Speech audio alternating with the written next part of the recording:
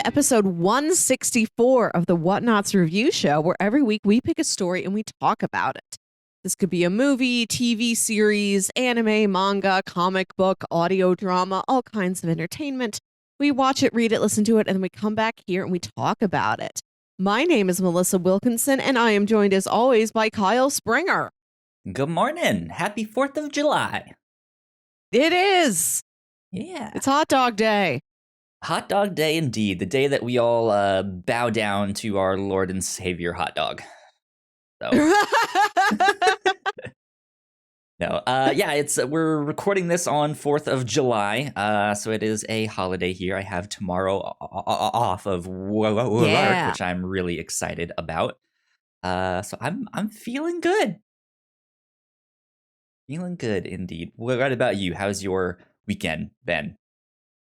It's been nice today. I've just had like family and friend events, which is good. I'm filled with hug energy. I've gotten to hug a lot of people. Oh, nice. Yeah. And like be outside. It's nice.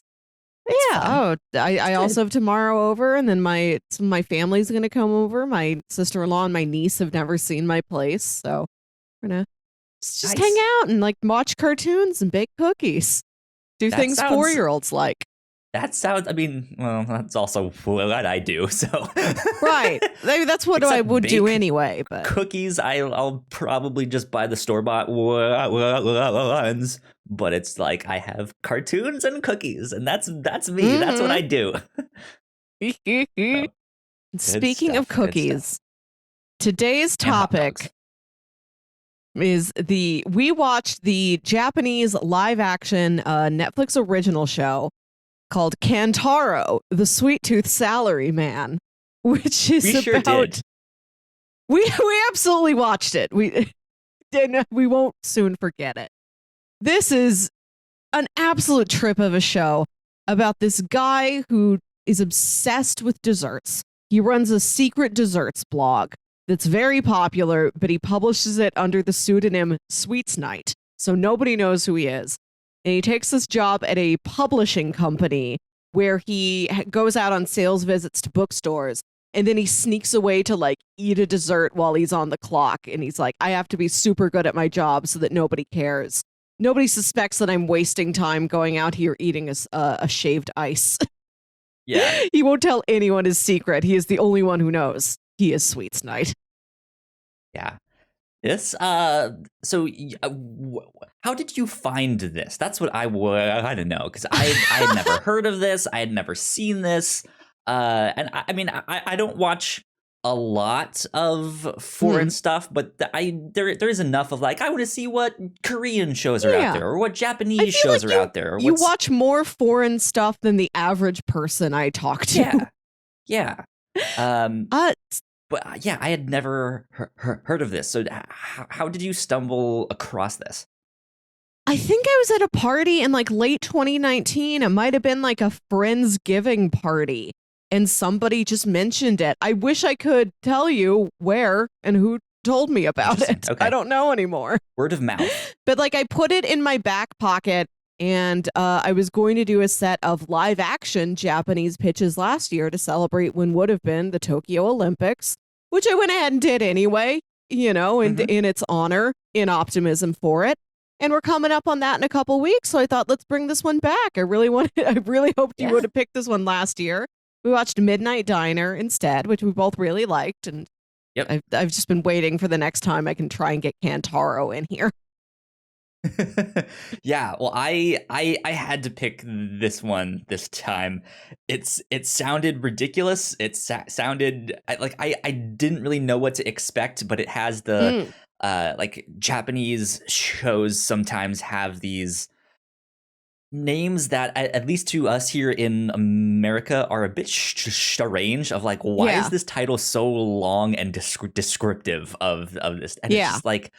I feel like if this was an American show, there'd be like a one-word title that is like encompassing of the whole thing, or it might be called like Sweets Night or something. Yeah, business is like sweet. That. Yeah. But it has the Kantaro, the Sweet Tooth Salaryman, and it's just, it seems joyous is I think a Yeah. good way to say that. And so I had to pick this, but I had no expectations going in. I didn't know what this was going to be. And holy cow, Melissa, this was amazing. This This was show a was lot of great. fun. This was so Yes. much fun. I didn't know what to expect. It's altogether cheesy and campy, and at the same time really well made. It's Hmm. funny, it's dramatic, it's well acted, but it's also like a lower budget production. Hmm. So yeah, it is cheesy and over the top and overly overly dramatic, and it's just this like perfect mix of I don't know what this is that I'm watching, but I'm having so much fun. Yeah, I've So never seen a show quite like this before. Like what I said earlier sounds like a sitcom premise. He wants to go out and have all of these sweets and escape from his job. And he's got one coworker who suspects that it's him, but like he just acts like he has no idea what she's talking about. No, I've never seen that blog. I don't know what it is. I'm just going out to yeah, visit bookstores. No, I'm not going to eat a parfait. It sounds like it's mostly going to be that, and then just like the struggle of him like trying to escape to these places, trying to hide it. No, the sitcom portion of it is like half of it or less. The show is mostly he goes to a cafe based on a real cafe in Japan. He eats a yep. dessert These based are on all a real real dessert that locations. that Yeah. place serves. Yeah. And when he eats them, he has this like orgasmic, transcendent, like religious Yeah, he experience does. where he goes out of body to like this little fantasy world. Like if he's eating a peach dessert, he imagines like it's him walking around, but he's got a peach for a head, like the old Gushers commercials. And he meets like a Oh yeah, you're peach right. princess and they like dance together. Like this is what happens when he eats the dessert. And the show it spends like 10 out of these like 23-minute episodes. It spends at least 10 solid minutes on he describes the cafe and how the proprietor came to found this cafe and what the cafe is like and the history of this dessert and how it's served and how this cafe does it special and how they prepare their Hmm. ingredients and what the flavor profiles are. It's a culinary show with just like Yeah. a couple sitcom hijinks tacked onto it. Yeah, it's like one part The Office, one part diners, drive-ins, and dives. Like it's such a strange combination because yeah, those like culinary shows that you Hmm. would see are informational and they're fun Yeah. and they might have some gimmick like the whether it be the name or it's like here's the celebrity host that is hosting this thing, right, and they go from burger joint to burger joint. uh Hmm. and or like I think it's Man vs Food, right, that does all of the like food challenges, like hey, if you can eat Yeah. 50 chicken wings in 2 minutes you get a prize, you get your name on the wall. um Mm. like a lot of those shows have that, but yeah, they will have this informational aspect where it's like here's the history behind the food or the location or stuff like that, and yeah, the show absolutely focuses on that, but then wraps it in this like fictional sitcom Mm. wrapper. And it's entertaining as hell. It was a Yeah. blast. Uh, it's very sincere in what they do, but they're also so Yes. bizarre and ridiculous in what they do that half of the time, like you're just like, what the hell am I watching?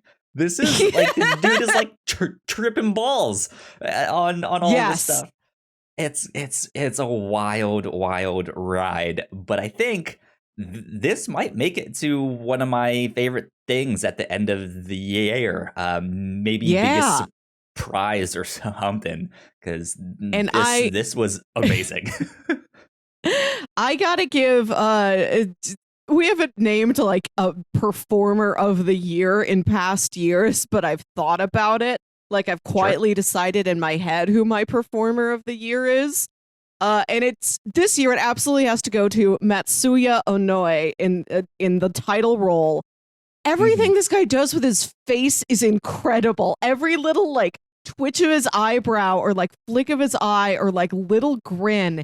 Everything he does to manipulate his face is just a joy to watch. Please look up the trailer for this show on YouTube.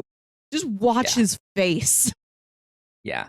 I don't know if this is true, but when I was searching for the trailer to kind of share in our Discord and stuff, I couldn't find one with English subtitles. It's not on YouTube. There is one with subtitles on Netflix. So we watched this all on Netflix and stuff. But as I was looking for it, I don't know how true this is or if they were referring to this main character. I think they were.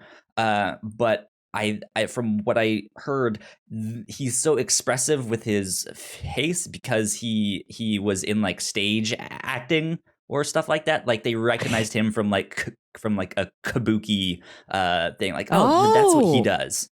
And that's why he's so like expressive with his face. That would give you that background for these like real big expressions that he has. Yeah. Absolutely. So yeah, we kind of mentioned what the synopsis was on this thing. He's a salaryman. He has a sweet tooth. His name is Kantaro. Kantaro, the sweet tooth salaryman. It really tells you everything they were going to get out of the show, but then you watch it and it's still like not what you're expecting. Yeah. And we see some of his coworkers and stuff, and we hear what they think of him. Sometimes we get a little bit of backstory and stuff like that. And it's a fascinating show. I highly recommend it. So go check it out. This was a good one indeed. With that, though, we will take a short break so we can do some housekeeping, and then we will get into spoilers and dive deeper into the show. So we will be right back. We put a lot of hard work into the shows that we make, and yes, we make multiple different shows here at the Whatnauts, and we'd love it if you would check them all out. You can find out more information on our website at thewhatnauts.com, as well as your favorite podcasting platform of choice. When you type in the Whatnauts, all of our shows will pop up right there. Just don't forget to give us a nice rating and review if you like the shows. If you want to support what we do here at the Whatnauts, patreon.com/thewhatnauts is the best place to do that. You can support us for as little as $1 a month. You can get all kinds of exclusive content at the $3 tier. You can also get a shout out and thank you on all of our shows at the $5 tier. You can support us on Twitch by subscribing to our channel at twitch.tv/thewhatnauts, and we would love to have you all join us for our live streams and talk with us in the chat. And lastly, we have merch. If you want to grab yourself a shirt or a sweatshirt or a mug or something else, go to thewhatnauts.com/store to pick up some merch today. And we are back. Big shout out to our Patreon supporters at the $5 tier. So thank you, Sam, so much. We love you and appreciate you. Yeah, thank you. Thank you so much. It means a lot that you support us here. Cool things that we've been doing here at the Whatnauts that we want to shout out. We've had some good cross-play episodes recently. There's been a lot of rumors going on in the video game industry of hey, this thing might be happening, this might be announced, this might, who knows, you never know. So it's kind of fun to talk about those rumors every now and then and speculate. So be on the lookout for that stuff. We are about to, well, let's say, I was going to say what we're going to do next week. I'll save that till the end of the show. But recently on the Captain's Log, we also did our trivia night. Don't forget about that one. That was like 2 weeks ago, but it's still a good one. Go check it out. That was a lot of so much fun. Indeed. Melissa? Let's get into spoilers. Here we are. Kantaro, the sweet tooth salaryman. Mm-hmm. I don't have enough good things to say about this. I didn't know what to expect when it first started. So when the show first started, and I saw like it was before you really knew what they were gonna do with the show. I I I I don't know. The first like 5 minutes of the show didn't hook me at all. It was just like, this is weird. Like there's a weird tone to it. I don't understand exactly what they're doing. And even that first, like the whole first one is, it's weird, but it's not as weird as the rest of them. It felt more subdued to me. I don't know if you felt that with the first one. My experience was different. I don't know how this Interesting. happened, but when I started the show, Netflix started me on episode 2, and then I realized I don't think and then at the end of the corner it says up next episode 3 or whatever it was. I'm like, what do you mean 3? I think maybe like when I watched the trailer for this show last year, I like played the first couple seconds of the first episode and Netflix thought, oh, you already watched it. So when you click play Maybe, now, yeah. I'm going to start you on 2. So yeah, I think it maybe was helpful to start like in media res and then go back, even though there's Interesting. so little setup to the show. Basically, it just told you everything that it is. We have a little bit of background in that he used to work for like a coding company. He used to just be inside working on a computer all day.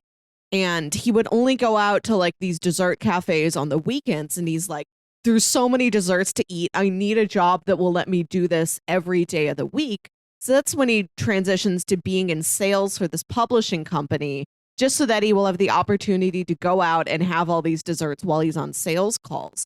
He does not care about his job. He's good at it because he knows he has to be good at it. Like to go through all of these sales calls very quickly, very efficiently. Then he'll have time to go out to this cafe and his boss won't notice he's been gone too long. He's good at his job. He encourages others to be good at the job, but he like has no passion for publishing. He doesn't really care about it, which is a fun angle. This really is just a salary for him.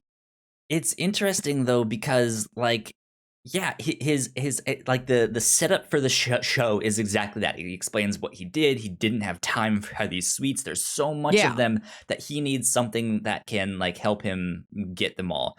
And so he's like, so I had an idea. I went to work for a publishing company, and it's just like, wait, what? Why a publishing company? What are you doing? Like, go work for like a website or something that reviews food or be a writer. Like, take out a loan somehow and write a book on all of the stuff, which gives you the excuse to like go there all day, like be there and like, I don't know. But he's just like, I'm going to work in an office.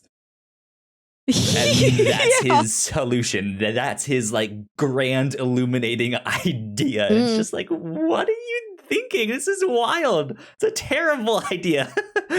Right. Like but it works. Such it an works odd for premise. him. Yeah. It works for him there. So let's talk. I want to talk a little bit about the sitcom aspect of this first, because that's what the whole show is wrapped in, like I explained. This is the this is the outer like pastry, and then like the culinary part is like the sweet red bean filling. Yeah, absolutely. But yeah, so what did you think of The Office and the characters in that were around him? Because this is really the introduction to all of the side characters then. I liked it. I liked the office parts of it. I love a story set in a Japanese office.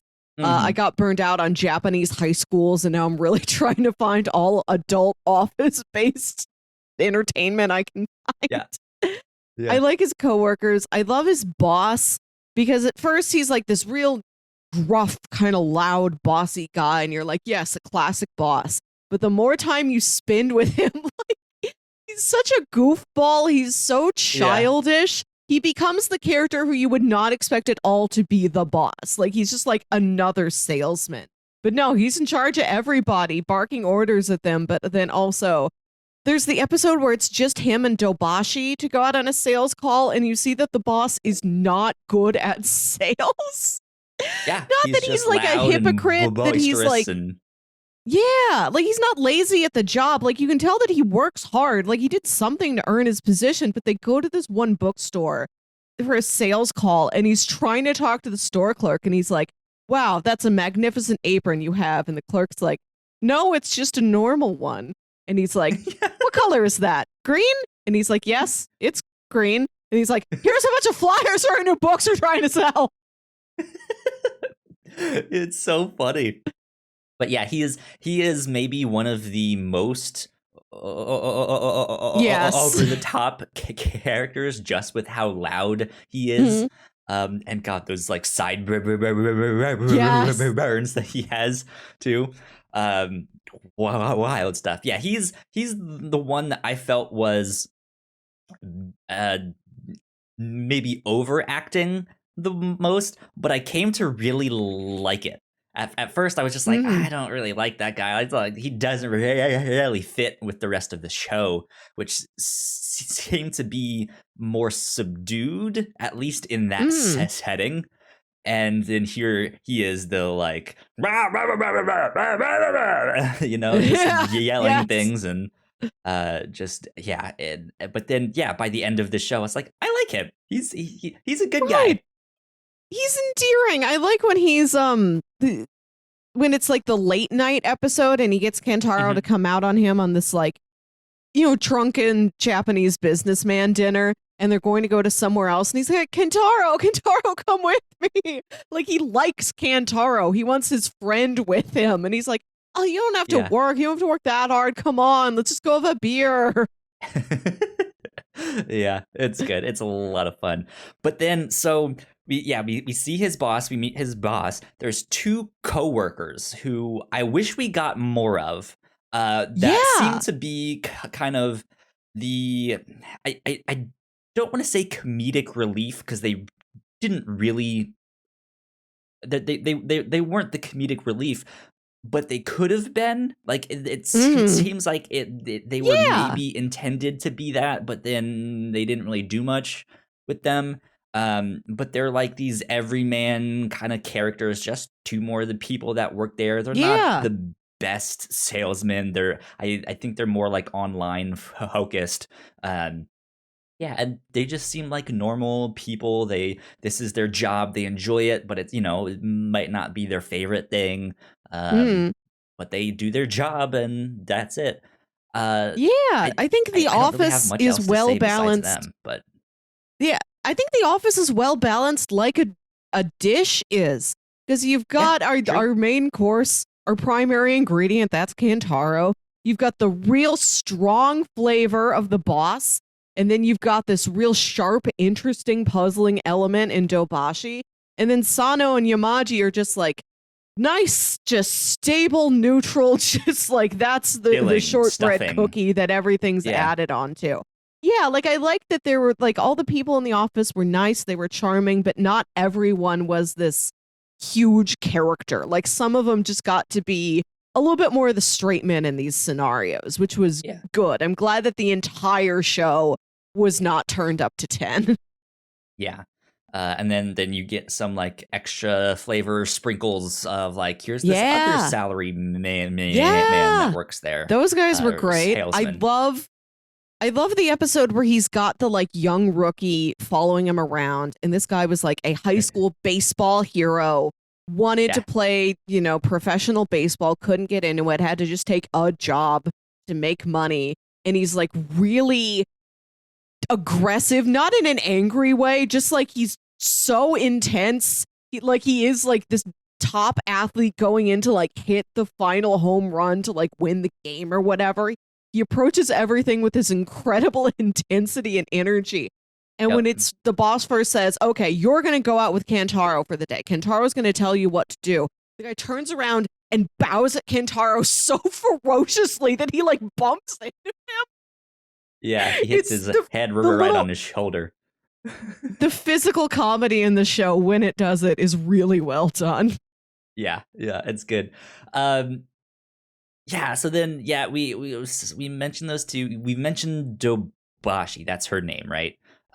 Yeah. She is probably the other most important character in this. And I really liked her because she was the one. She wasn't loud and boisterous like the boss was, but she is also very obviously the one that is like, okay, this character is going to be turned up to 11, but it is the kind of character that is the like strong, silent, calculating and antagonist.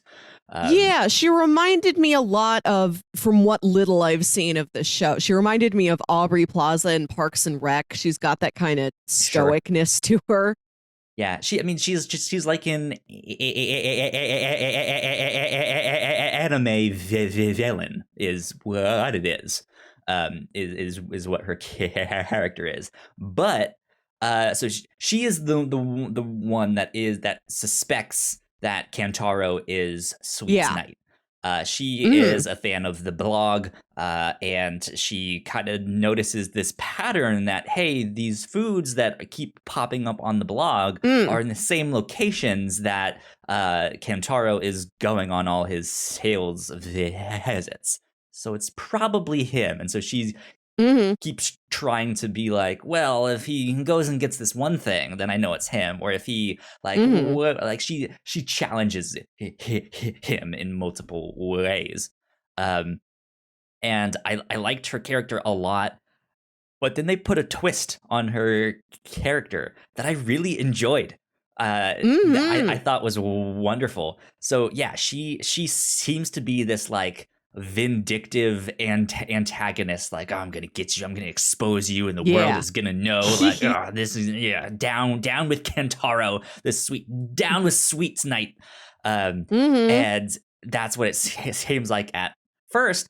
And then the first hint of the twist is this scene where she is trying to share these sweets with him to kind of trick him into eating something like right there, and then having some kind of reaction that it's like, haha, I knew it, for this. But she has this fantasy in her head where he eats the thing, he has the reaction, and she calls him out, and then he gets mad and upset, and then it gets into like this very suggestive, like he has backed her down onto the table, and he's on top of her, and she's like, punish me, dude. Like, I was just like, what is going on? This is wild. Fascinating. Yeah, and he gives off none of those vibes. He's Not so completely like stoic and focused on business and no chit chat and like no socialization. Like, he's polite to others, but he, this is not a guy you make conversation with in the office. He has no personal interest in you. I like that her fantasy is not just like, we're going to connect over this dessert thing and maybe we'll have a relationship. Like, specifically, she's like, I want him to dominate. Right? It does tell you a lot about her character. Yeah. Right. That was an interesting addition. It really was. And so there's that scene, and then there's another scene where something similar happens. And both of them, like, she doesn't even care that her whole fantasy is there in the office with other people around them. Like, it's They're even never more anywhere else here than you think. Yeah, right. It's in the office. There's other people there. They're watching, or they're minding their own business. But she just like she's so like it's at first, like, when it happened the first time, I didn't pick up on it, except for the fact it's like, oh, she's probably just like a horny character. I don't, is that going to be a thing for her? Who knows? But then they make it very, very clear down the road that she's not only a fan of the blog. I think, did they mention that she had her own or no? I'm not sure, but she has an account. Follows the blog. Yes, right. she calls herself Sweets Princess, and she comments on the blog, and she will like give him clues like, oh, if you really like this dessert, what you ought to do is go here. And then she'll wait and see if like, is there an update from the blog where he did go there? Is he listening to me? And did Kantaro have a sales visit scheduled that place that day? Because he always updates the blog like immediately after he leaves the restaurant. And I think he knows Dobashi is kind of onto him about this. And he never thinks, oh, I'll just write about it and then cue that post for tomorrow week. or like, next week. Like, he not only write immediately after you leave the restaurant, sure. You don't have to post immediately after you write it. This entire show would have all its problems solved if he just cued his posts. Exactly. That's all it takes. But no, so they make it clear that she like has this crush on him. She really likes him. There's that one point that she says like she wants to go on a sweets vacation with him. Ooh, and yeah. just like travel the world with him and eat all these fancy desserts from all these different countries. So it is this like romantic thing that she wants to like get to know him, and like how do you sit here and write this stuff? Like, well, your mind is interesting and fascinating, and we get enough of it to know it, but I think the downside of this show is that there's only one season, and that's it. They didn't make any more, and there's no resolution. There's no. It just stops, and that's it. Right, because I was expecting what I was expecting the show to do was for him to be found out, and his boss isn't mad, or like is only mad for a little bit, but then says, if you've been spending your time writing this blog, and he takes a look at it, he's like, this is great content. Let's just make this our hottest new book. What a story behind the creation of this book. We'll certainly be able to sell this to all of our bookstores. No, the show just ends with just going. Like, oh, it's a real busy week at the office. Can I get away for this one special seasonal dessert? Ah, yes, I could. And he comes back, and Dobashi's like, so, I see you went to this district today, and then the blog updated with this dessert. Like, she finally like comes out and says, is this you? And he's like, I don't know what you're talking about. Please don't chit chat at work. Please bring the snack that I brought home to the office and then just get back to work. And he's like, you'll never know. And it's not even like a wink, like, I know that you know, and I'm telling you that I know that you know, but we have to keep up this facade for the office. There's not even anything like that. It's sort of unclear. He has, in the final episode where he eats this dessert, and like he goes there because she had left a comment on his blog. So he is starting to suspect that might be her. And he eats the dessert. When he goes into his fantasy, they like, she's there. Like she's there, and like they don't have this in real life. Purely in his head, he like has this connective moment with her. And they like turn into like their heads are chestnuts, and then they dance together, which is how the show displays love.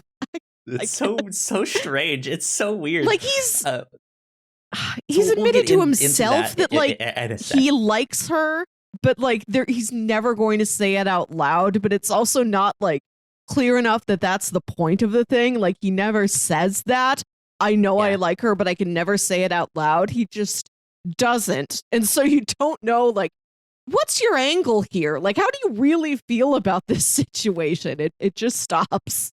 Yeah, it's a fascinating situation and stuff like that. And then it's not just it's mainly her that is like trying to expose him, but they also have an episode where he meets I don't know if it's a spoof or if it is the actual person that.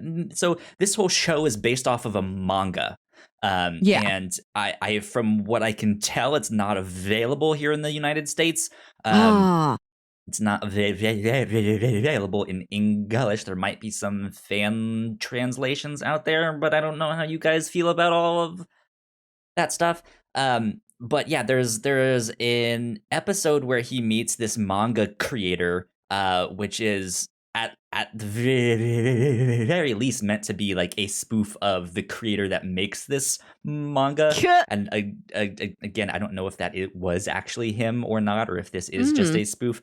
But yeah, he gets this idea to make the manga Kantaro, the Sweet Salaryman, but it's its own like name. Yeah. And then he starts like sending pictures of his manga to the office, and the boss is sitting there like, what the hell is this? Like, this was addressed to you, Kantaro. Like, why do we have this picture of you as like half man, half horse eating sweets and stuff like that? And so he's just like, oh no, they're gonna find out that I like to eat all of these sweets. And yeah, he just has all of these experiences of like, don't tell anyone, like all of this stuff. Like he gets caught by one of the salesmen, and he's just sitting there like taking 1,000 pictures of him like orgasming as he eats this parfait. And he's just like, don't share those with anyone. But then God, there's the like, we could talk for like a whole hour and a half on these characters because they're all wonderful. They're all amazing. I loved that salesman who was into the workouts and stuff. Great character. Great. So good. I loved him. All the side characters were real entertaining. I have to say, this show had a joke that I'm shocked. He looks up and he's like right there. That's so funny. Oh my God! There's a joke in the episode There's a joke in the episode with the baseball player that like I'm shocked I've never encountered. Like in most episodes, I don't think it's all of them, but in most of them, Kantaro thinks on some philosophical quote from like some historical figure, and he thinks about how that like applies to his day and his journey and trying to get these He's always sweets. Completely wrong how it applies, but he's so confident. He's like, Friedrich Nietzsche once said something. That means that if I enjoy sweets, that I can live a full happy life. And then they'll have like a picture of Nietzsche there being like, that's not what I meant. Like I forget the exact quote for the episode where he has to take this like baseball player, young rookie around, but it's something about how like you have to go through hard times to then achieve good times. There, like you have to go through hell to get to the space where you're at heaven. And so that's what Kantaro's like, okay, I have to really put my effort into this work and then I can relax for sweets. And he's trying to tell this kid, like, you put the work into this job and then you can have time for like playing baseball and getting better at it. Maybe you could join the professionals or whatever. And he tells this kid, go to hell. Like, not as an insult, just like as advice. You have to go through a hellish time to like be better. He says, go to hell. And then he turns and he walks away and his narration says, now that I've sent the boy to hell, go to this cafe or whatever. I've never seen anybody treat the phrase go to hell as like, now I've done it and he's there. Like, I made it happen by saying that sentence. I mean, that's kind of what it implies, but it's become so commonplace that it's just he has the power to do that. As soon as he says the words, he has condemned the boy. He is in hell. There he is. It's that, but it's also the hero's journey, right? Where they have to go through hell to like come out on top and stuff like that. So it's just it's great. There's a bunch of like references and Easter eggs and spoofs and knockoffs. They do a castle in the sky knockoff. I love that. There was another one that I caught. It was 24. They did part of an episode like it was 24. And that one was great. That was wonderful. I'm sure there's some in there that I didn't catch because I just don't know what they're referencing. But then one of the books that they're publishing is a spoof on Akira, the manga, which I have a poster there it is. For. Right there, and it's some hot new manga that they're publishing named I believe it was Akiko was the name of it. Akito or something like that. Something like that. Yeah, and then they go to a signing where the mangaka will be there, and it's a spoof on his name too. It was like Katsushiro Potomo or something like that. It's just like, this is like, it's blatantly Akira. This is so funny though. This is my legally separate Bonnick the Hedgehog. Right, yeah. The last character that we need to talk about is his mom, Kantaro's mom. Oh my god. This was amazing. She was wild. So this throughout the entire show, there's so much sexual innuendo. This one was maybe the most awkward. Like, just her character entirely. It was funny, but the whole thing was just like, this is a little weird. Yeah, the thing with the mom, and then also there's an episode before that where he has to, like, the boss gets called away for some, like, golf trip with, like, an important colleague. Like, somebody he really wants to impress at the last moment. He's like, I have to go this golf trip. My wife's not available. I apparently have no other family and friends because Kantaro, you have to babysit my, like, 5-year-old son. And there's some real funny bits in it. Like, the fact that Kantaro presents the child with his business card. Right, yeah. And the fact that the kid's sitting there with crayons, but every time you really look at what he's doing, he's just coloring an entire page blue or red or green. He's not drawing anything. He's just coloring it. And the show has had this, like, dude, it's orgasmic, this sort of metaphorically sexual experience when he eats these desserts that is purely metaphorical. There's nothing literally sexual happening in any scenario at any time in this show. But when he's babysitting this kid, and the kid's being a real brat. And he also mentions how, like, his mom doesn't let him have sweets. And Kantaro wants to, like, give this kid something so that the kid will, be nicer to him while he's stuck babysitting him all day. And also, he doesn't want this kid to, like, have the life he led. Like, he wants to, like, give him sweets because he prizes sweets so much. He thinks that's such a good thing for kids, for anybody to have. And so he goes out and he gets these real fancy, like, they seemed like the equivalent of, like, a chocolate bonbon or a truffle or something. And he brings them home, and he's, like, eating them in front of the kid and, like, teasing him with it. It's like, no, you think you're going to have some? Oh, nope, it's all for me. And then he's like, I have to leave the room and go to the other room and send business adult emails. And he leaves with the box of chocolates in front of the kid. And then he's, like, peering through the crack in the door as he watches the kid, like, sneak and eat them. And he sees the kid be really happy. And he's like, oh, yes, I'm introducing this kid to, like, sweets. And they're, like, really good, well-made, like, culinarily mature sweets. It's not just, like, some store-bought candy. And, like, it is a sweet episode. It's fun, but because there's been such a sexual metaphor around the experiences with eating the desserts, it's also weird. Yeah. It definitely is. But so with his mom, it turns and out like the same thing happens with the mom. Yeah, like I said, there's nothing literally sexual ever happening, but because they set up this sort of sexual metaphor with this culinary experience, it's weird. Innuendos. It's weird when he's, like, giving sweets to a kid and then trying to, like, hide from his mom that he's super into sweets. The mom episode is odd.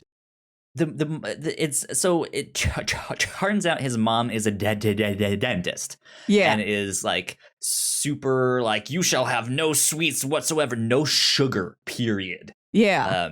And she is, like hyper fixated on that like when like to the point that Kantaro is scared of her, and that's when the whole 24 metaphor comes in. Like, she's like, I'll be there in 1 hour, and it does the whole, like, Jack hour countdown timer, all that stuff. But yeah, so he, like, his mom gets there and is, like, inspecting the house and all of that stuff, and it's like, okay, couldn't find sweets, good, my good boy Kantaro. But you don't see her until she enters the house. You only see her legs. And so they do this like seductive, like, ooh, look at her shoes. Like those are expensive. High heels. She has stockings on. Like she seems like they're presenting her in this very sexy way. And Yes. yeah, and then she gets there and she is very attractive, and to be honest, doesn't look that much older than him, which is strange. I wondered. You're right. She is introduced the way that like the show would introduce like an old girlfriend or something, a love interest. Femme fatale. Yeah. Exactly. Yes, femme fatale. She feels sexy and threatening. I'm wondering if this is some joke that we're missing because we've never seen this actress before. Maybe she's, and like you don't see her face. You only hear her voice and like you see her like the other side of her head, or like you see her legs or her hands or something. You don't see her face until Kantaro opens the door to greet her. I'm wondering if she's some like famous babe in like Japanese media. Maybe there's some like ironic joke where like she used to be like the spokesgirl for some sweet brand, and that's the irony. Like, oh, we'll have her play this dentist. I don't know. Like, I figured there must be some in joke about this actress that I'm not getting. Yeah. But so there is that. She's introduced in this really sexy way, and then Kentaro's plan is to basically make her fall asleep, which I thought was really funny, and that once she's asleep, he can eat the sweets that he has in this like hidden secret compartment with like with dry steam ice and smoke. Yeah, dry. It's so good. But so he starts to eat this thing, and he's the food that he eats is in eclair. And he has a chocolate one and like a caramel one. And he eats these things, and he's getting like right on top of her to eat this thing. And be like, ha, mom, I can eat this, and you can't do anything about it because you're sound asleep. And he's putting this thing in his mouth like right in front of her. And he's like inches from her face. And so, it is this thing where like she is like asleep and helpless in air quotes, and like they're showing like scenes of her neck and the perspiration on her neck, and it's like that's also he, like turned really seductive. He turned the heat up in the apartment to like make her sleepy. Yeah, that's what that's from. Yeah. And she does keep like softly moaning while he's doing this. It's the whole thing is really strange. But then of course he's eating these eclairs, which are very phallic in the way that they look. And so he has that. He has that. And then when he has his like fantasy scene, he's then like feeding this thing to his mom in it. The whole thing is just like, what is going on? This is weird. I don't understand. Like it was funny, but it was still just like, this is also uncomfortably funny. Yeah, as much as I like the episode with the mom and the babysitting episode, I'm like, these are metaphorically troublesome, but literally on the surface, everything is innocent. Yeah. The episode with the mom also had, in the fantasy sequence where he's like feeding her this dessert, they're like flying in a plane. And when in his mind, she eats the dessert, she's so happy. Like, this has been a weird psychosexual episode.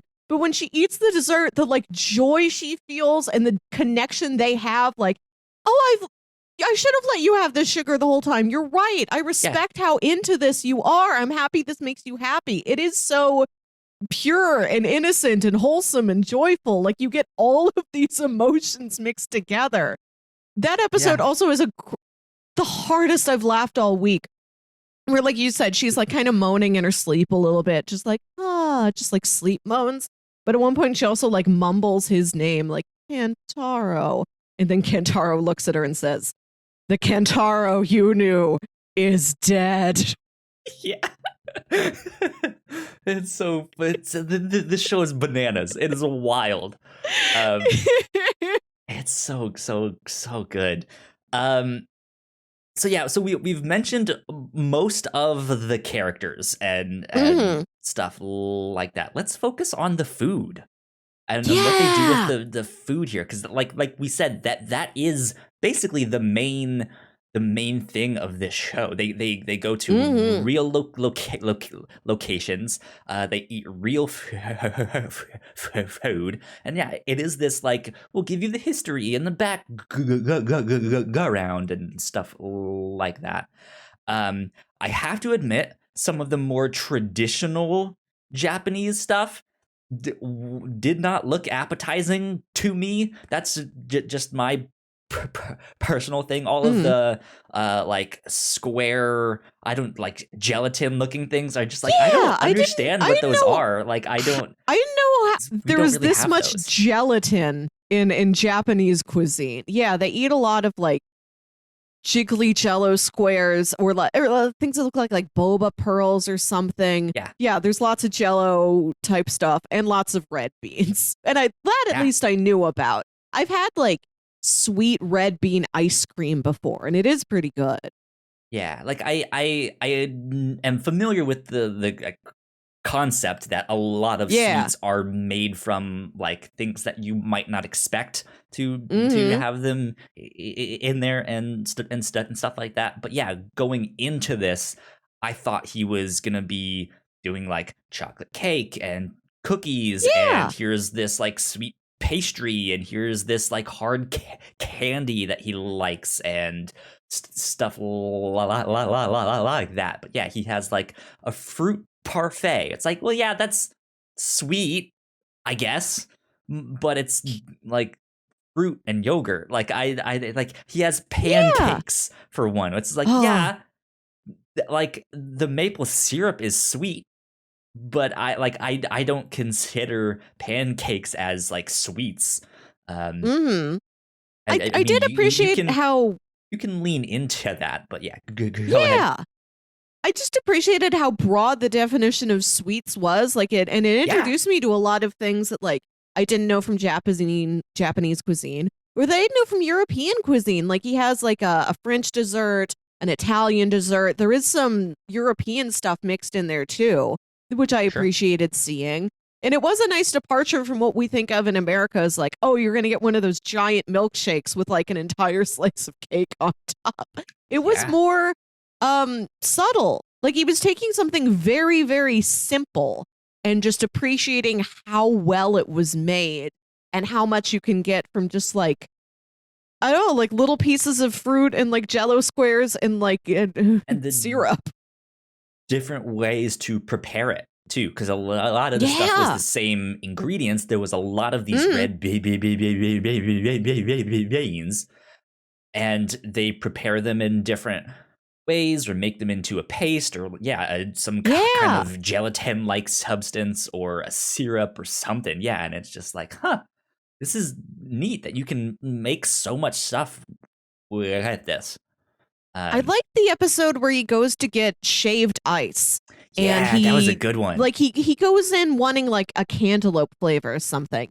But then he also sees like the lady next to him Melon, yeah. eating a salted caramel one. He's like, "Oh, I'll just get both. I love both." And he talks about watching the woman make the shaved ices for him both immediately in front of him and how she shaves the ice immediately before making each dish. Like she's not pulling out of a they don't do it beforehand. They do it live in front of you. He's like, depending on the flavor I want that will involve different sorts of toppings. Like she shaves the ice completely differently. She sort of shapes it with her hands into a mound in the bowl completely differently because one is to stand up to like a slightly heavier weight for like the Hmm. fruit one where I'm getting little like fruit pieces placed on top versus the one that's just going to have caramel sauce drizzled on it. That one doesn't have to Yeah. be as strong. It doesn't have to hold any weight. That was amazing attention to detail. Yeah, Yeah, this it show was is great. so affectionate and like sincere and loving and just in absolute awe of the people who make the desserts, which wasn't something I was expecting. I thought we were just going to get this guy sneaking away to like eat a pile of donuts and then he'd have to like wipe jelly off of his face before he goes back into the office. But no, this Yeah. is such a loving portrait of just the cafes and how they do what they do. Yeah, I liked the shaved ice one. That one I think was the one that I was impressed with the presentation Yeah. of the dessert. I've never Yes. seen shaved ice like that before. Like I've seen like snow cones and Mm, Italian ice, which is similar, but it's not the same. And yeah, this like was legitimately like ice shavings. I don't I've like never seen I've seen that, but not prepared in the way that they did. mm-mm. They had these big Yeah. like cantaloupe size Yeah. like it was huge. I was like, that's so much. Like, what in the world? Mm-mm. Um, yeah, and he has to eat two of them, and he completely forgot about his second one. He was about to leave, and they're like, "Here's your second one." He's just like, "Oh, I forgot. I have a second one." He was so happy.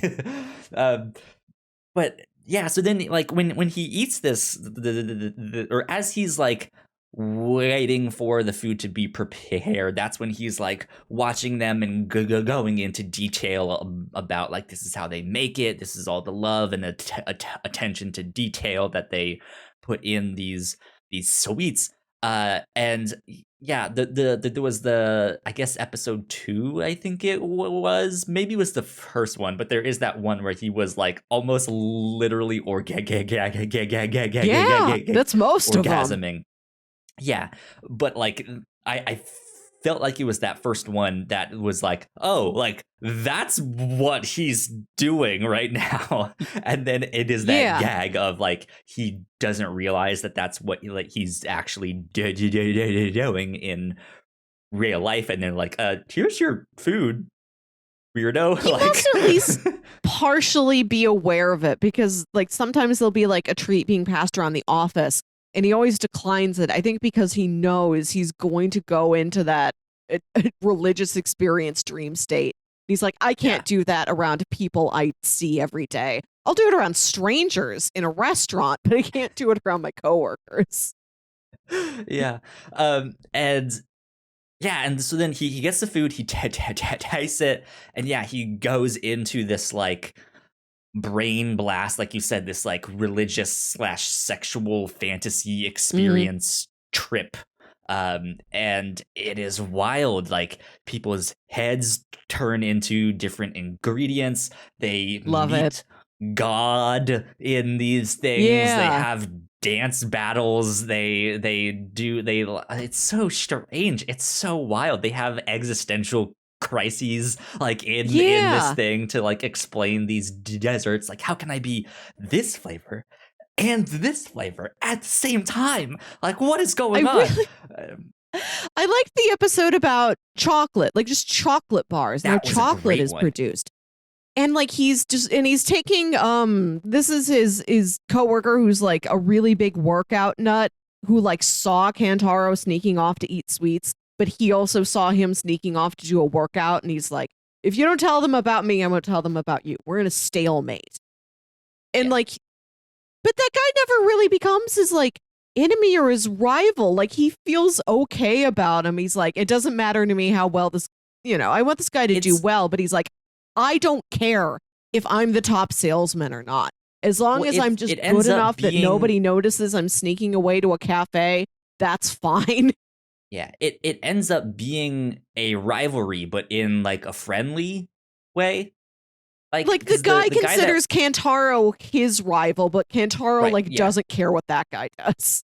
absolutely, yeah. Um, but yeah, But that he that takes him to that this chocolate one was a great one because yeah, he yeah, just like on the surface it looks like they're just getting this chocolate bar, but I loved the idea of that like chocolate cafe that they went to. That was yeah. amazing. I would love to go to something like that because Mhm. they make the chocolate bar for you right there. Like it's a made to order chocolate bar, and they have so many different styles. Like they also have like chocolate drinks Yeah. and chocolate that tastes like fruit and stuff like this, but they use like the same ingredients. It's just like how you prepare it, and they don't put all these extra like chemicals and stuff in or to like bring this stuff out. It's just like, here's these like 4 things and we just mix them in different ways and they come out radically different. Yeah, and like That was he great. takes this coworker there to like just sort of give him some sort of advice. Like Kantaro, the show is about sweets, but it's not really until the final episode where they address like how sweet is Kantaro as a person? Like how kind is he? How generous is he? And like he's a perfectly polite, civil person. He wants other people around him to do well. He never does anything that would stand in anybody's way, but he like doesn't like he really keeps to himself. His eyes are on the prize. The prize is dessert, and he like spends so little emotional energy on anything else.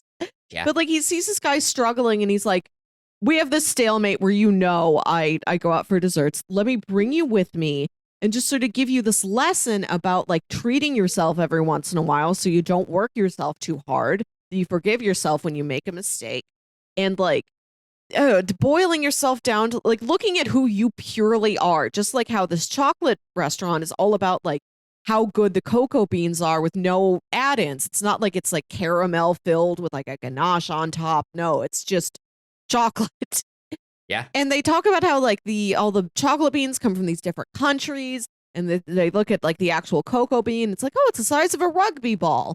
And then the fantasy is like they're on a rugby team with these like rugby players who have like the cocoa bean heads, and it's like, all right, you're Haiti, you're Vietnam, you're Ghana, like you're all the countries that the cocoa beans came from. You're all sort of playing together and tossing the bean around. That one was a fun metaphor. Mm-hmm. That one was good. It indeed. They have some wild stuff that they do in this. I think the one that caught me off guard the most is when what was her? It was Dobashi. What was her Dobashi? name? Again? Dobashi. Where she shows up and is the like sword wielding samurai character and does her like she like takes out her sword and it makes this blast that knocks him down, but there's 3 of him and they get back up and they're like, oh yeah, time for our special move, the running man, and they just did dance for like a whole minute and it was just like, what is going on? This is so weird. But so silly. It's so good. It's so funny. There's so many great jokes or just like, dumb situations. Like the one where he goes to get the Italian ice, like it's hotter out that day, but he also has on this like Under Armour like thing underneath his business suit to like make him hotter, so that when he can go get the shaved ice, it's this like it's something that will like cool him down and it feel, you know, and but he like it's just he's like full on sprinting in his business suit from location to location to get there on time and do all of this stuff. It's so funny. It's so good. I like the episode with this. It is good. I like the episode where it's like late, like he ends up working a late night and then the boss drags him out to this like dinner with all of these other businessmen who he's trying to impress. And Kantaro has his eyes set on this like caramel pudding he's going to go get. And he's not eating anything else. Like he goes out to dinner, he doesn't touch anything. And like they offer him like this sweet and sour pork, and his boss is like, this is the best sweet and sour pork in all of Japan. And Kantaro just looks at it and he's like, there's pineapple in there. What a disgrace to pineapple. I was really hoping, because all we ever see him eat are these high-end sweets he goes to get. I was really curious, how does this guy react if you just give him like a Kit Kat? If you just give him Pocky, how does he feel about that? How much can he get out of just like a mass-produced, like cheap, convenience store sweet? And also, does he get anything out of savory foods? We have no idea what he eats for like day-to-day sustenance, what his meals are. We only see what his dessert is. I was really curious to see like how do you feel about sweet elements combined into savory dishes, like this pineapple in the sweet and sour pork, and instead he's just like pineapple on this pizza. sweet item. yeah, this sweet item deserves to be somewhere else in like a whole dish of sweets. And I'm like, do you eat anything? Do you eat anything that isn't sweet? Like, I wanted to see, like, what does this guy do if you do give him a pizza? How does he Yeah. feel? Who knows? Who knows? That What if you would just be give him like a interesting. kind of sweet barbecue sauce? Like, how much can he get out of like a savory item with a sweet element to it? Yeah. Yeah. That would be interesting to see. Or to see him like go on a journey of making his own. Yeah, he doesn't cook anything. Yeah, like to see him bake cake or to see him make cookies from scratch or something Yeah. like that would be neat. Um, yeah, that I think would be interesting to see. I think besides that stuff, other things I wanted to see um was I think more of this kind of relationship from Sweet's knight and Yeah. Sweet's princess. Like what I appreciated about the show is that it ends up becoming very formulaic, but very quickly they also like switch up that formula. Yeah. Because we got that one with Dobashi and the boss, I forget his name, but they go out Miyake? and they are the ones that eat the sweets and have these like experiences with them. So it's like it's the same formula, but now it's a different character, and here's what they think when they eat these things. Like that was neat. Or yeah, for the one with the kid too, like that was a different thing because he ate the sweets and he had this experience. So I liked when they switched it up like that. So finding new ways to kind of switch it up and do that, or yeah, to have Sweet's princess like give him a certain challenge to you know, like I want you to eat 3 different kinds of this one thing from different locations in the city and do a comparison on them instead of just like here's this one thing and here's all the good things about this one thing. Yeah, I just like more experience. Like it stinks that there is not more of this show because it's so good.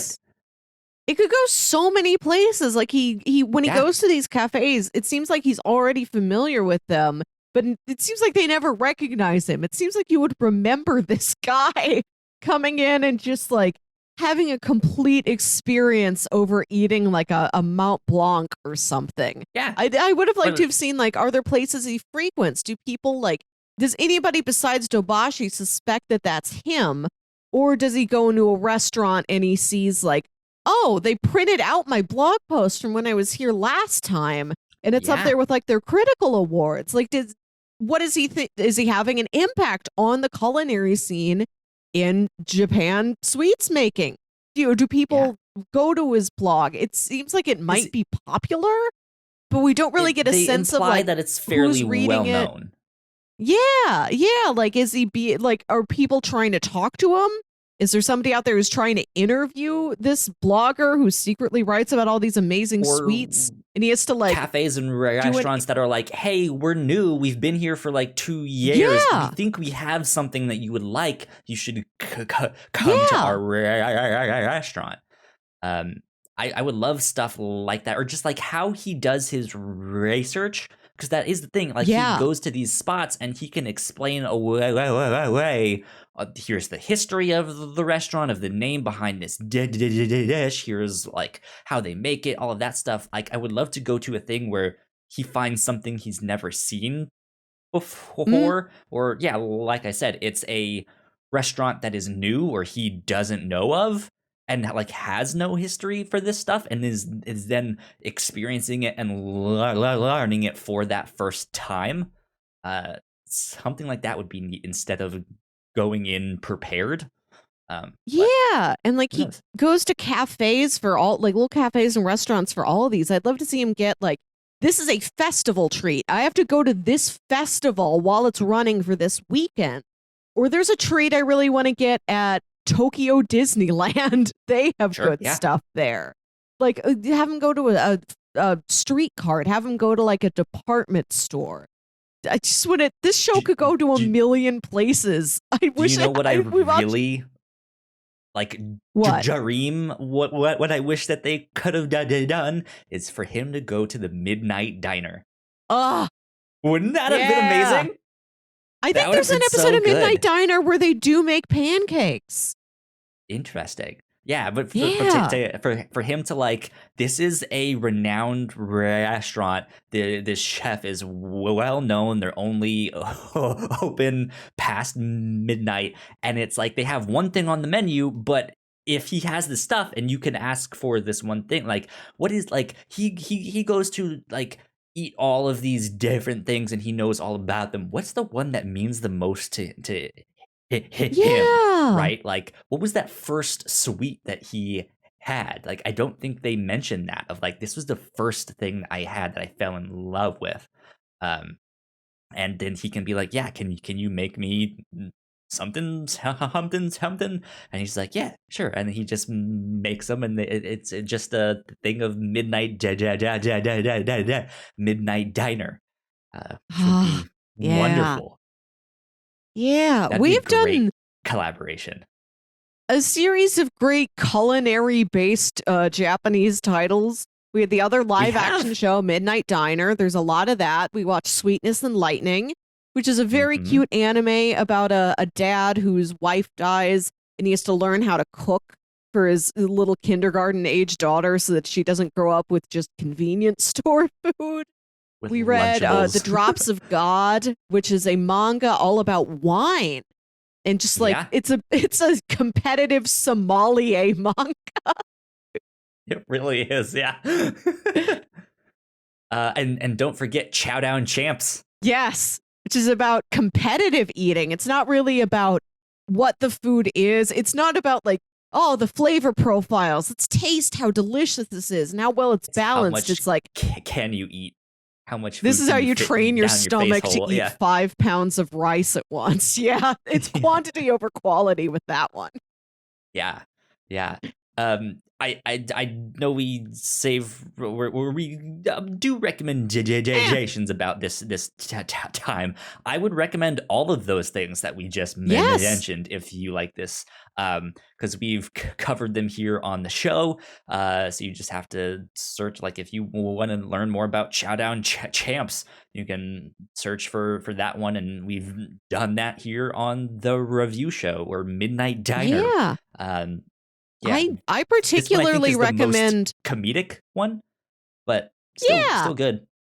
I particularly recommend The Drops of God because that really enhanced what I know about wine, how I feel about it, how I experience it when I drink it, in a way that this is also like, I've seen that stuff before. I've had shaved ice before, but now I'm really going to think about shaved ice in a different way. Like, those are real enhancing narratives to get involved in. Absolutely. Yeah. I don't know if I have many other recommendations outside of that, unless you go the sitcom route, which I mean, sure, there could be some recommendations in there, like The Office, but it's also just like, but that's also just not what this show is.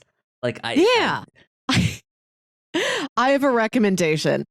This show reminded me a lot of Hannibal. Okay. Hannibal, about Hannibal Lecter. You've heard of him. The culinary scenes when they're like displaying the food and stuff like that. Yeah. It's also about a man, like a very stoic man in a very fancy suit who's like super into food, but they're otherwise completely different. Other than that, Kantaro's so intense. This is a show that you could edit to make it look like it is a serial killer drama. In the episode where his mom comes over, he's like, I don't have time to eat any eclairs. I need a sweets fix. So he pulls out this like lip gloss that's Oh my basically God. just like That was sugar jelly. one of the funniest things of the whole show. And he smears it all over his mouth and then like licks his dripping lips. off his chin. Yeah. It's so funny and so creepy if you put it in any other context. That whole God. episode, you could where he's like staring down at his mom while he menacingly eats an eclair. Yeah, this guy and Hannibal could be great friends. I don't know how you would put human body parts into a dessert, but those two could figure it out together. Man. And from the creator of Hannibal, also by Brian Fuller, there's the TV show Pushing Daisies. Oh, sure. Where yeah. the main character runs a pie restaurant. And it's not Indeed. as deep into the culinary world as these things are, but there is a lot of pie in the show. They make a variety of different pies. They're beautiful to look at. I always watch that show and it makes me want to wear cute aprons and bake. Yeah. I would love to see some kind of American spin on this, like a Food Network show, but it's like starring Bobby Flay or whoever the new hot chef is now, right? Like starring them, but it is like again, like put in this container of a sitcom. But the thing is that Kantaro doesn't cook, so you don't have to hire a chef. You just need to hire anybody who's good at talking about food, whether they can cook themselves or not. It could be Jim Carrey for all I care, but like right, it needs to be like I would love to see like a Food Network version of this, and does it have to be sweets? Maybe not. Who knows? But just like this concept is so good. Yeah, it's this so is good. I this want show. More. It was a beautiful look at Japanese culture. I loved to go to all these different parts of town, see the cafes, see the bookstores. We go to plenty of bookstores, even if it's very briefly. It's nice to look at those. Does he'll Kantaro walk through have a park. books on sweets? What are the? Yeah. Like, how does he do all this research and stuff? You know, there's got to be an episode where there is a combination cafe and bookstore. There's so much potential. Like, I loved this show, but you're right. I do want to see this show in so many other regions. I want to see the American one. I want to see the French one. Kantaro goes on vacation to do some foreign sail in South America or something. I don't know. Yeah. That'd be one of the amazing. homes of chocolate. Yes. Yeah. Yeah. One final recommendation. This is just a baking show that I like. I like plenty of them. Your Great British Bake Off, all those baking championship shows on Food Network. I always get really into those. There's a show on HBO Max called Baketopia that is really delightful. It's about so many different types of desserts. It's got a real great variety to it. They do like classic things. They do like new trendy things. Yeah. They don't throw those like mid-round twists in, so it's less stressful than watching other like more competitive baking shows. And it's got the most gorgeous kitchen set of any of these. It's the most elaborately designed and decorated kitchen set. It's got like a huge stand mixer centerpiece. Everything's beautiful and like color coded and organized, decorated, cool. And Baketopia is a real treat. I hope they make more of it. Good stuff. Good stuff. Melissa, we should do a check-in on bingo. Oh, that's right. See how bingos are doing. Bingo. Could either of us have remotely prepared for what this show is? I don't think so. I had no idea what this show is going to be, but it is now a great one. Great show. Well, no one died by electrocution. A robot was not blamed for murder. There was no magic book. However, I did get one thing. The sound of cicadas was in episode 2. And Melissa, that gives me a bingo.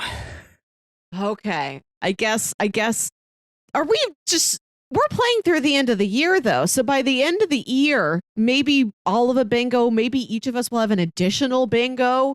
You can keep getting bingos.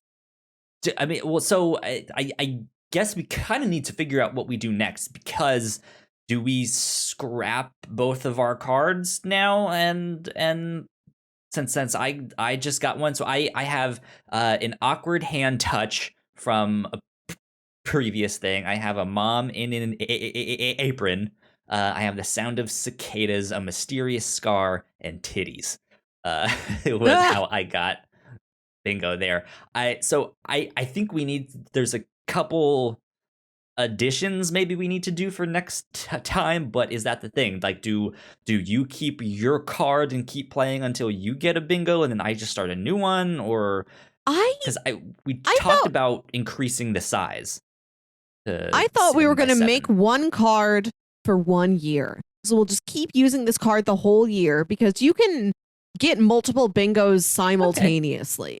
So it wasn't about who's the first to reach bingo. It's like by the end of the year, who got bingo? And if you did get a bingo, were you able to snag more than one?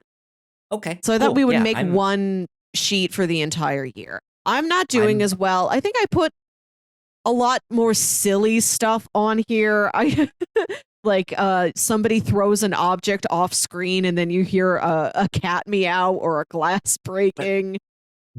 That's the thing. So many of the things we watch will have things you don't expect in them, and it's like, oh, they did that one thing. Yes, haha, bingo. You know. And I kind of handicap myself. I put in actor as themselves. We're watching an international show. I don't know if anybody was themselves. I put that one on my card too. So yeah, I don't know. Maybe his mom was as herself. Or like any of those restaurant owners could have been the actual person and not like an actor hired to represent that person. But I don't know. Yeah. So So I think what we'll do is what you just said. We'll keep playing with the cards that we have to see how many bingos we can get by the end of the year. And when we do finally do new cards, we will make them 7x7 so they can last a little bit longer. We're at 5x5. Oh, that's true, right? Now. We're at 5x5 now. Yeah, that would have to be the next step up. That sounded like such a huge number. It's just one more row around the outside. But two I think more we should, rows. like, because we've done things where a movie or show or comic will have multiple things. Yes. I think if it has multiple things, we should pick one of them. I don't know how you feel, because I feel like on a 5x5 card, I was kind of expecting this to last a little bit longer, which is why I think making it bigger will help. But then there were some that I got 3 things, boom, boom, and boom, and it just like it knocks out a bunch of them.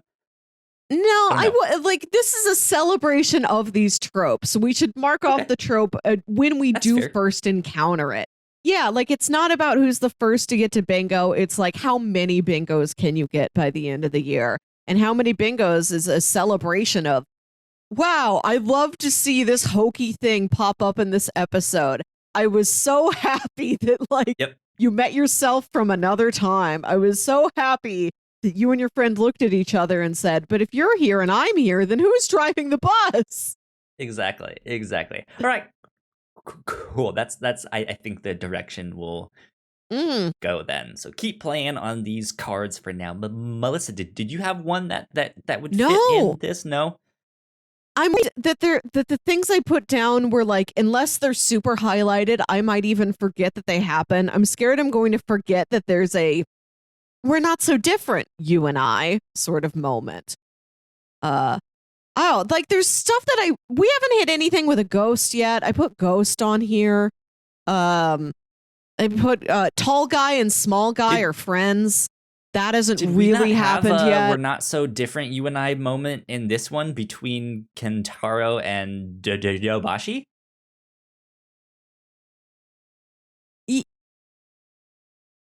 Yes, but they never like overtly talk to each other about it. It's all like super In their minds. subtextual and like I think he knows what I'm talking about, but he won't admit it. It wasn't what I Okay. intended when I wrote that down. So that's why I'm not Yeah. crossing it off. I know I'm what you staying mean. true to like my original concepts for what these things were going to be. Okay. That's fine. Yeah, that makes sense. Makes sense. I to be honest, if there was like a season 2 of this, you might have gotten no time to eat breakfast. But a who favorite knows? of mine. And I wrote down, Yeah. why are you telling me this? But which kind of happens in this show. But I meant it as like somebody just certain like a character just drops a lot of their backstory on you at once, and you're like, why are you telling me this? Or yeah, it has their big like villain monologue. Yeah, That's just like I meant it to be in Why? situations of exposition, and we don't get that context in this show. Yeah. I agree on that one. Okay. I guess that's bingo then. So I'm That's on bingo. the board with one bingo. One bing. BINGO. Okay. Oh, there's that. We did our recommendations. That means talk about next week.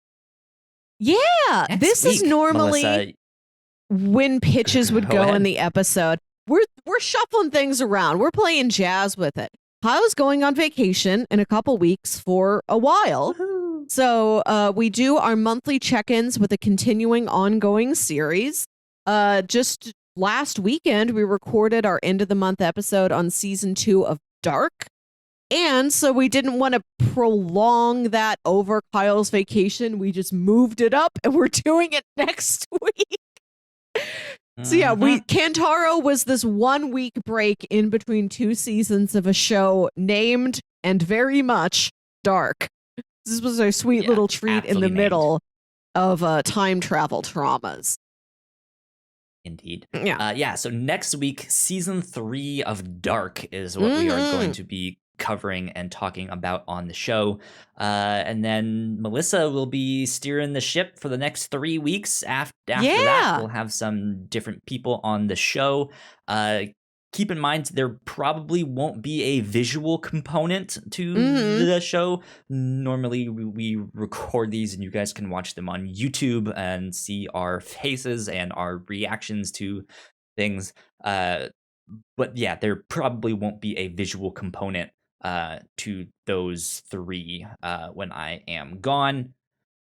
But when I get back, we'll be back in full force. So yeah, next week, Dark season 3. Get excited for that. It's gonna be a good one. So there you go. Yeah. There you go. That's what we'll be up to this next week. Melissa, where can the people find you on the internet? You can find me on Twitter and Instagram at Wilkywit. That's WILKYWIT. I'm not super active on either of them, but when I make a dessert, which I do like to do, it'll be on that Instagram. So look for my dessert journey there. And listen to my other podcast, Saturday Morning Obscurities, where me and my brother Jams talk about weird old kids shows you feel like only you remember. We did do an episode on the anime Fighting Foodons, which is about cooking food, and then you magically bring it to life, and it becomes like a little warrior guy, and they battle each other. So if you want to learn more about Japanese cuisine that way, you can. There you go. If you guys want to stay up to date with me, I'm at Yo Kyle Springer on Twitter. If you guys want to stay up to date with all of the stuff that we do here at the Whatnauts and all of our different shows, we are at the Whatnauts on Twitter. So go like, share, subscribe, do all of that stuff. Yeah, that about wraps us up though for number 164, I believe, is what this one is of the Whatnauts review show. Thank you all for checking this out. We will be back next week. Bye. Bye.